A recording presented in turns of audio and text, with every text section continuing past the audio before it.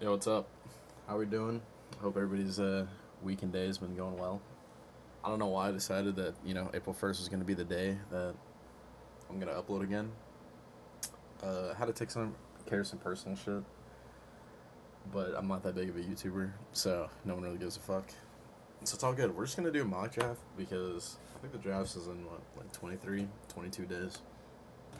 Obviously, it's about that time where everybody's getting into their mock drafts and giving their thoughts. I'm gonna probably do this one. It's just gonna be one rounder. I'm gonna do one more one rounder, maybe a predictive, and then probably like a couple of days before the NFL draft, I'll do like a two rounder on my final predictive mock draft. But uh, as most mock drafts you'll probably watch right now, you can see that if you're the Raiders, if you're a Raiders fan and you're watching this, like I'm sorry, I'm just gonna skip over the fact that like you guys are gonna get Mendoza. If you've been living under a rock, like this is QB1. That's really all you need to know. Like he's gonna go number one overall. It's like actually the most chalk pick you can make. Personally, I don't really think there needs to be any more like analysis into it. You can go watch some tape on him if you want. I personally like him a lot. Some people are like, I don't really know if he's necessarily worth it. If he's worth a 101 pick, blah blah blah. I think he's good. I like what the Raiders are doing. They're building around him. They took my wide receiver 3, Jalen Naylor over there. Kind of unfortunate, but they're building around him. I like it. But into the rest of the mock draft where it actually starts, which funny enough, people say like this pick is kind of chalk too, but I don't really think so. I think you have a choice here. You can go maybe Ruben Bain. You can go honestly like first corner off the board, but like I do think it's gonna be Arvell Reese. I think he is honestly the second best player in this class, personally, and I think him to the Jets is just kind of a lock. Like I don't really see Ruben Bain or even like I've even seen some people talk about like Carnell Tate at 2, which I'm like, listen, I like Carnell Tate. Don't get me wrong, but it's kind of insane, no? But Arizona Cardinals at 3. I the Cardinals don't really have like an identity right now. Obviously, you just lost Kyler Murray. Well, you let him go, and really and truly, like I think you can go loads of options. I'll tell you right now, though, I don't think it'll be Jeremiah Love because you just signed Tyler Algier, and you still have James Conner, and you still have Trey Benson. I don't see a need in bringing in Jeremiah Love. If I'm like looking at the board and I'm like, who would benefit them the most right now? I think if you're a Cardinals fan watching any game, like my personal pick is going to be Maui Noah because you can slide him over to tackle. If he doesn't work out at tackle, you can pick guard.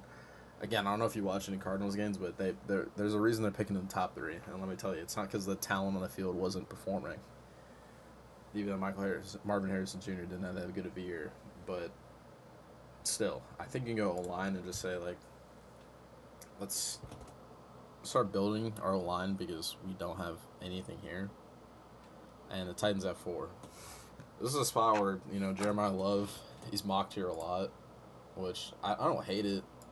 Tony Pollard was a thousand yard rusher last year though. Do you really need to take a running back at 4? I do like him a lot. Don't get me wrong. Like I wouldn't be upset, but I'd just kind of be like, was it really necessary? Which in my mock today, I'm not gonna have Jeremiah Love going here. I'm actually gonna go with Ruben Bain. A lot of people are saying like, oh, those arms are gonna be too short. He's gonna have issues at the next level, things of that nature. But I'm playing my flag. I genuinely believe that Ruben Bain is gonna be one of, if not the best picks out of this first round. I think this guy's talent is just undeniable. The product he's about to put on the field, I think, is generally going to be insane. I think that's a weapon that Robert Saleh is really going to covet and really going to take to the next level. The Giants at 5. Again, I hate to keep beating a dead horse, but this is another spot where like Jeremiah Love was mocked. People are talking about that, which I don't think is true at all. Like I think it's just the Giants blowing up steam just because, like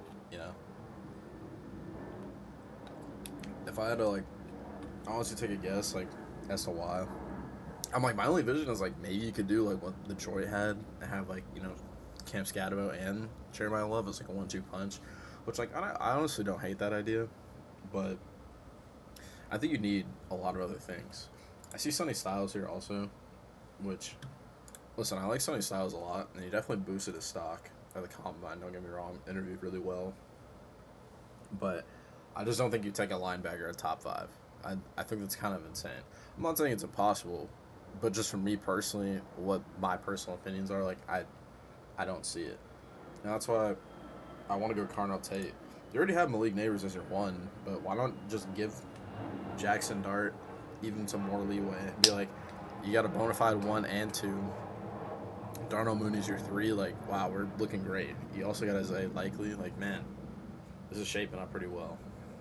Now, if I'm the Browns, I'm looking at that and being like, damn, I really did want a wide receiver for my Pro Bowl quarterback, Shedeur Sanders. Perfect timing. But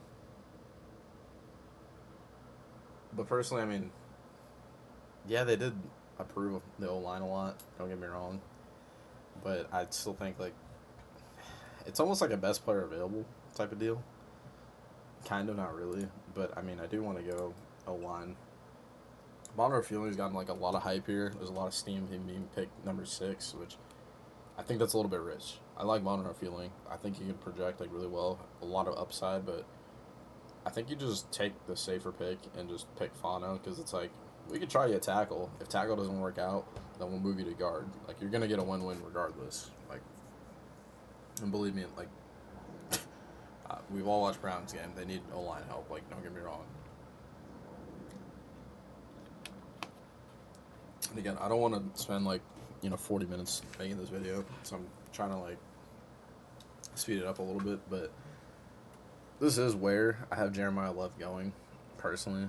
I don't think this is a lock, don't get me wrong, but I definitely think this is where he fits in, the best, because, listen, if I'm the Commanders, though, like, I'm really considering wide receiver. I don't think it's ridiculous if you take Mekhi Lemon here, like, really and truly. That's not who I have going today. Obviously, I just said I'm taking Jeremiah Love, but I don't think it's insane to take him there. Your wide receiver room is a banged-up 30-year-old Terry McLaurin. You got Luke McCaffrey.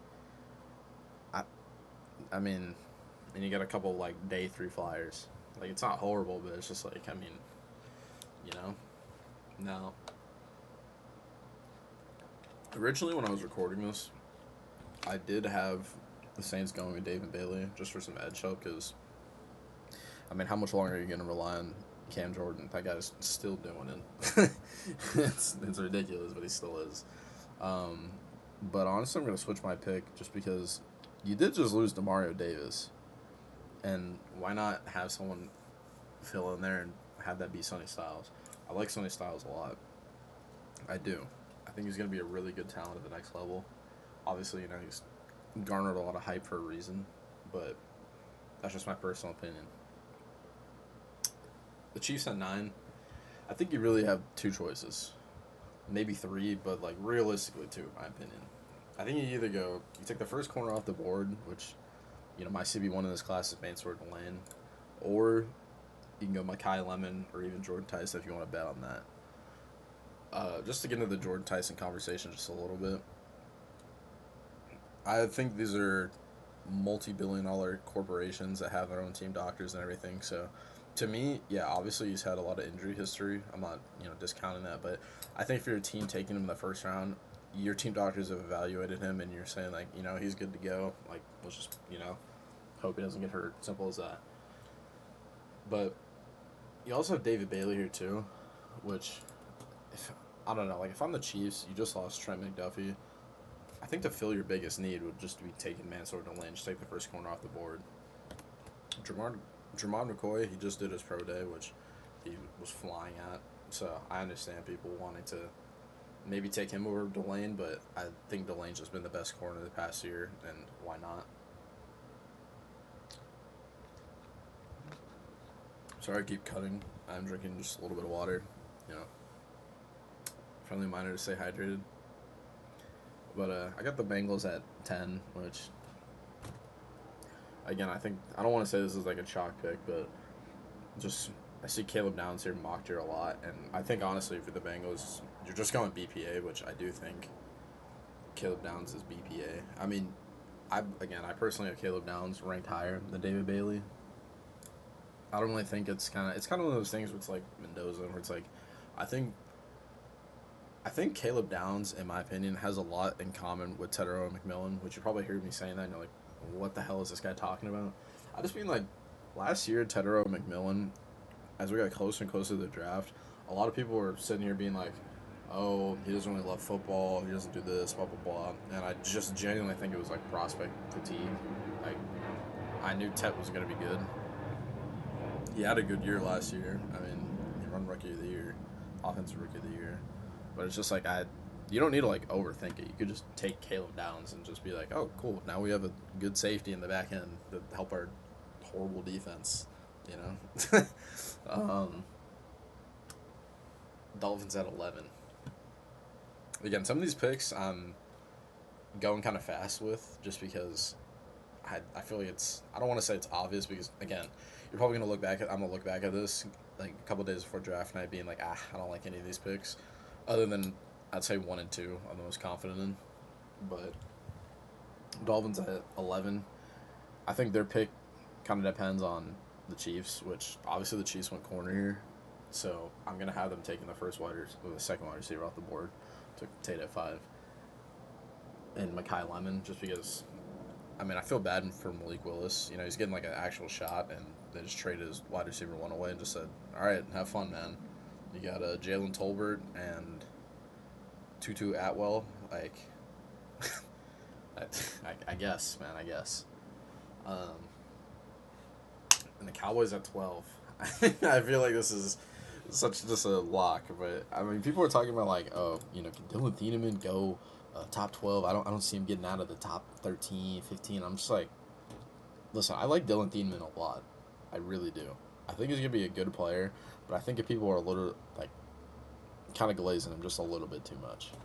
I think he's gonna be good, but I think there's better talent you can get. And obviously, safety's not the highest value position. You want to take other positions first, like edge rusher, which is what I'm going to do here for the Cowboys because, I mean, they were in on Max Crosby. They were in. They were trying to get somebody. It just didn't, pan out. And I think you just need to get somebody to help Quinnen Williams on the inside. Well, obviously, Bailey's going to be playing edge, but just somebody else that can help him on that D line, just get him ready because you need something to help him out. I mean, there's no doubt in my mind that Dallas's offense is going to continue to be good, and why not make it even better? Or why not make their defense, not give up 40 points so they can lose, help that team out, maybe be contenders someday. Maybe, just maybe. I got the Rams at 13. It's kind of tough because I think, obviously you can tell what the Rams are doing. They're going all in. They're shooting for the stars, which I don't hate it. I really don't.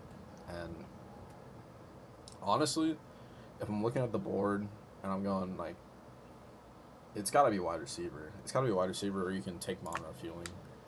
But again, I feel like you're gonna miss games. Puka's gonna miss games. Devontae's gonna miss games, which is why I'm gonna go wide receiver. And it's actually not gonna be Jordan Tyson. I think Omar Cooper Jr. is quite literally the definition of a Rams wide receiver. Like, if you look at Cooper Kupp, the way he runs routes, or used to run routes, and his yak ability, especially Puka's yak ability, I'm like, why would you not want to add somebody else on this fucking team that's going to be hard to tackle, they're going to be annoying, and he's not going to be, the number one option ever. He's going to be wide receiver 2, but Omar Cooper is a wide receiver 2 and 3 for this year when he just gets integrated into the offense. Like, I think this Rams team is going to be really gross. Obviously, they were, a game away from the Super Bowl last year. Unfortunate. It was a good game, like one of the best games last year, but just an unfortunate way to go out. But I think Cooper Jr. is, honestly, I have him over Tyson, just simply because of like the health concerns. But again, I don't really put a lot of stock into that, even though I just said I put him over because the health concerns. But it's a thing of note.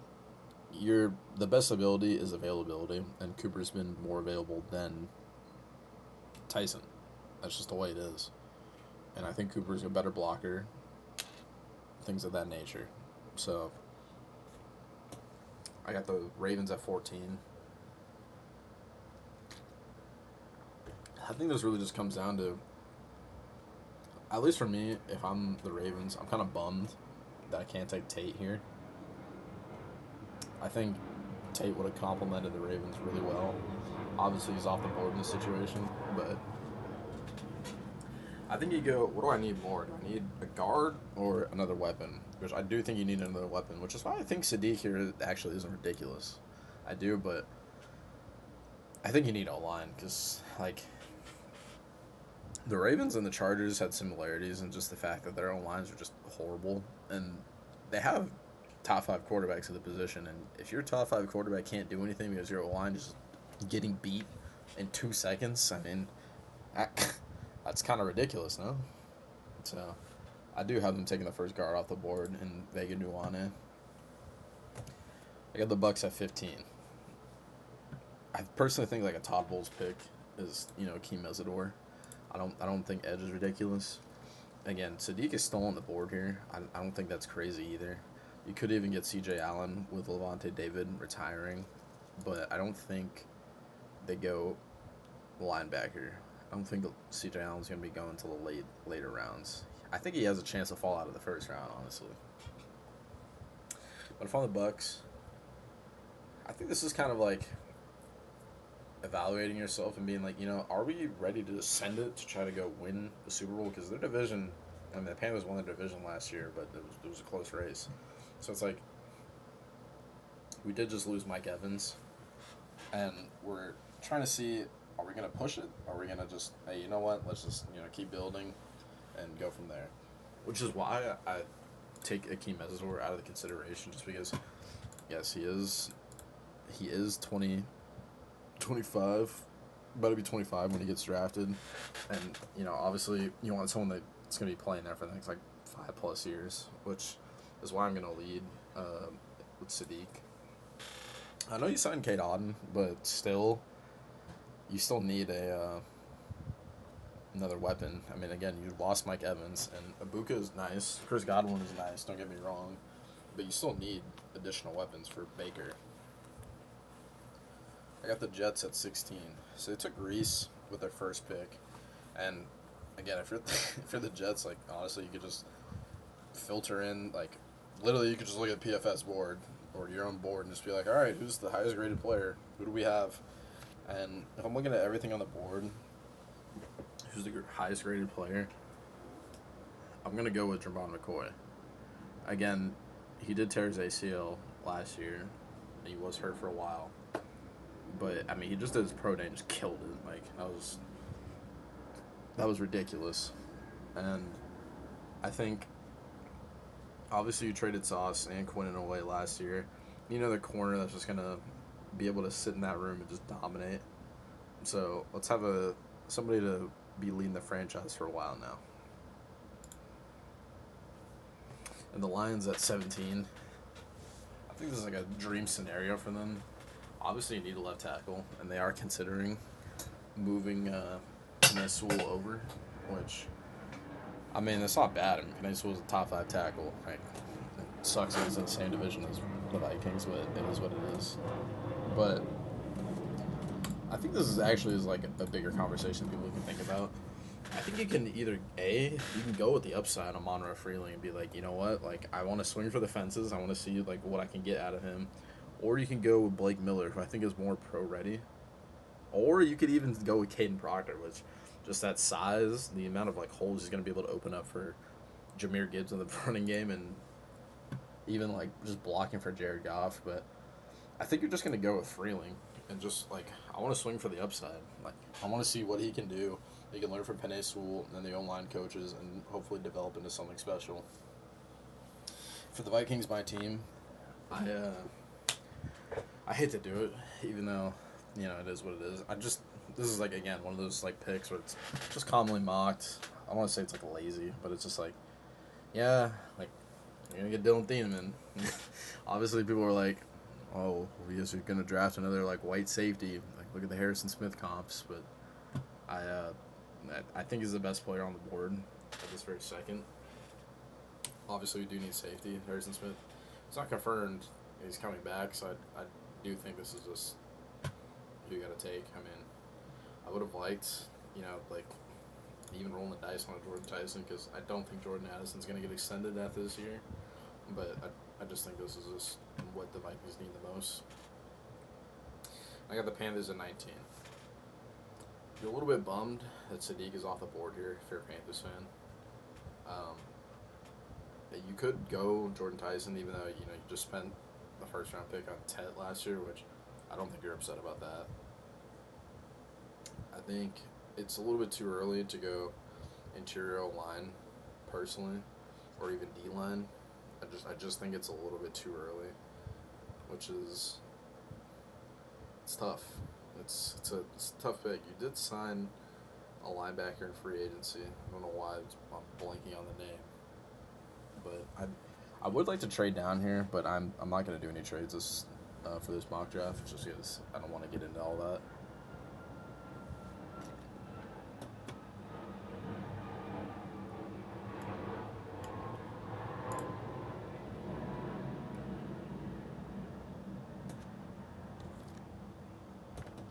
But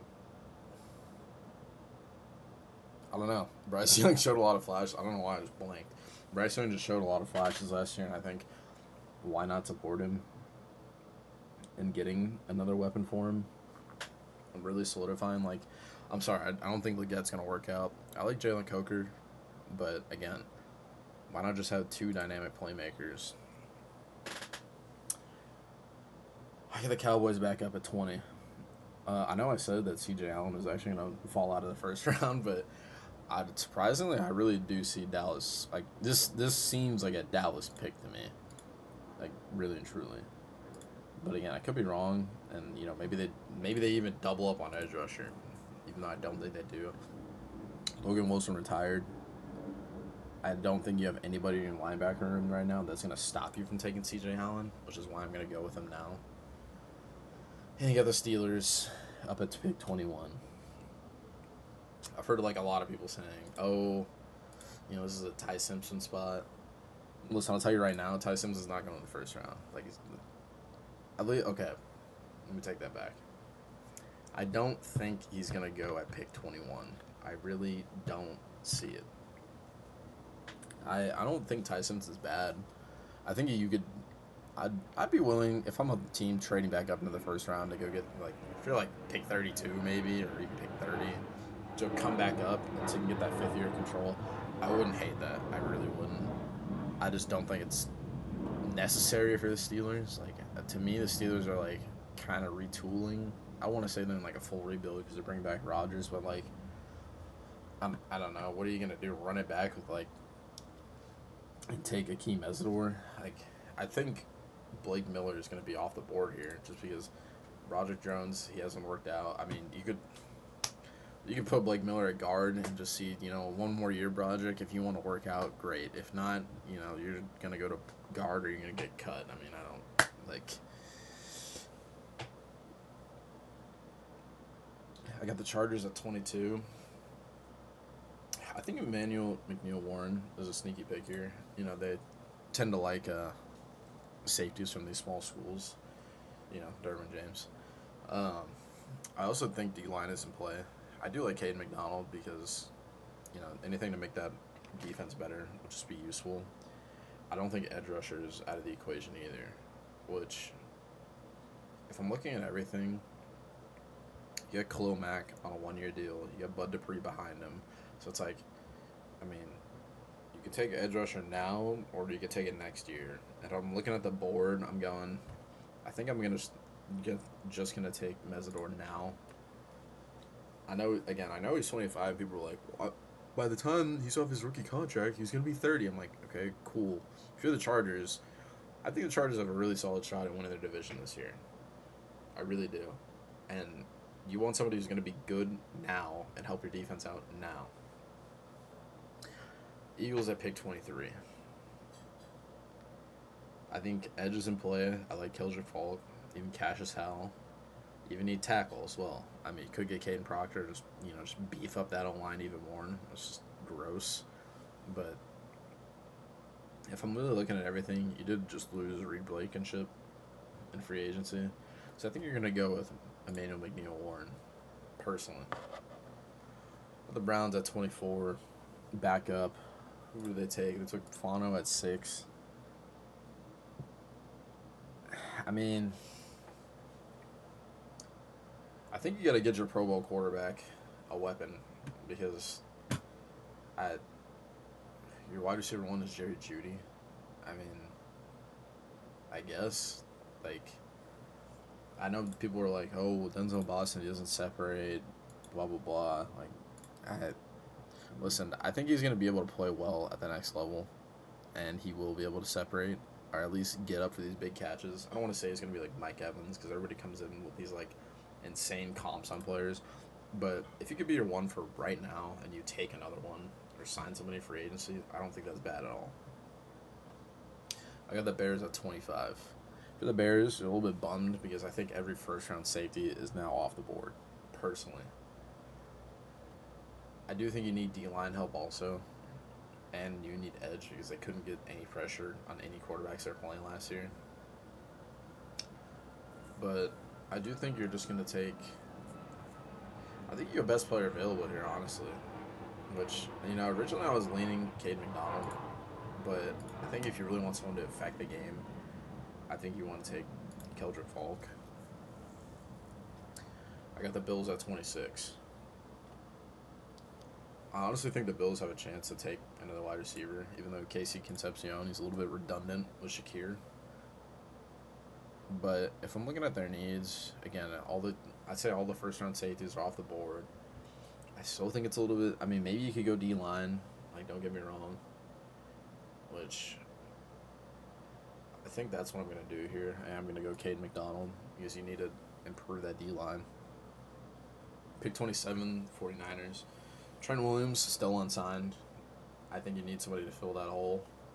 And, listen, I think he's going to come back. Like, I don't see him. I don't see him letting him walk out the building, which is why I want to go with Caden Proctor.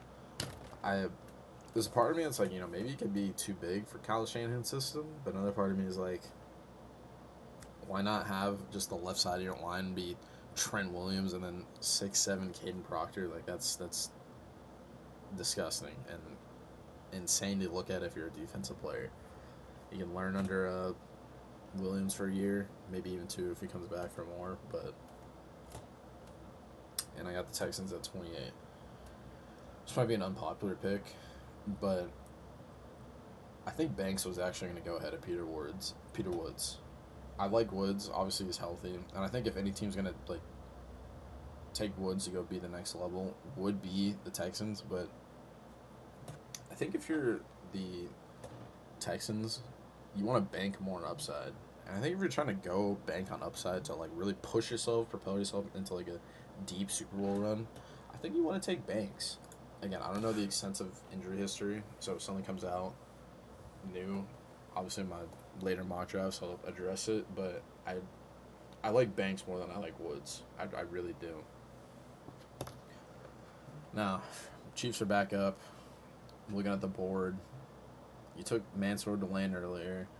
I think Casey Concepcion is, again, a little bit redundant. So, I think you just go BPA and just take Cassius Howell on your edge because Karlaftis hasn't been what you wanted him to do. You need somebody else to help out Chris Jones eventually, so might as well just go get that now. And Miami's back up after the auto trade. We took Mekhi Lemon at pick 11. I think you just go against a BPA and just give myself Avion Terrell and get a corner in that room that's going to improve the floor of the room. And I got the Patriots at pick 31. This could be a Peter Wood spot.